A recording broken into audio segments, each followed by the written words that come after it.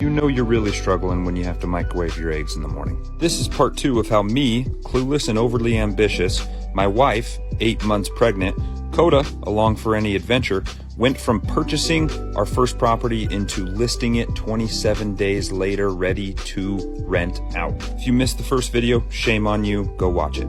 We left off on part 1 with just moving in all of our stuff, shotgunning water because we think we're cool and we're still in college, and getting about 5 minutes of sleep in the last 3 days. But we're alive, we're hanging out with each other, and golly, look at those calves. Didn't know already, calves are 100% genetic.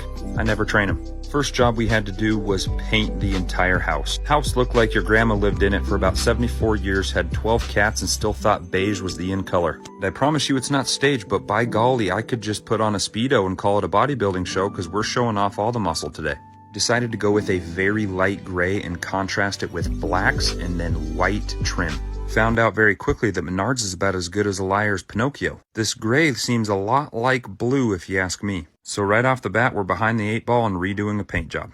And what kind of redneck operation doesn't include spray painting about 47 different pieces of furniture, a few silverware pieces here and there, and maybe a sign or two? After inhaling enough spray paint to take out a whole family, I decided that I'd go in, put the Speedo on, get the Crocs ready, and start painting.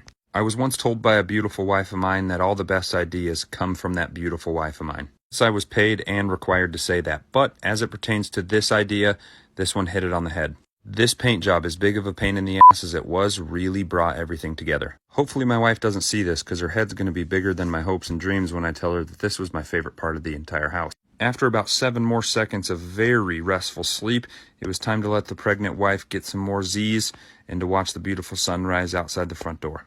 The post-weekend stats were very impressive. 7 shotgun water bottles, 2 all-nighters, 27 terrible dad jokes, 1 3/4 finished Airbnb, and 2 $15 ice cream cones because Joe Biden is our president. All in all, it was a very successful weekend and the girls were happy. Coda gets ice cream, my wife gets to be married to me, and I get to continue chasing my dreams with the people that I love. Stick around for part 3, you filthy animals.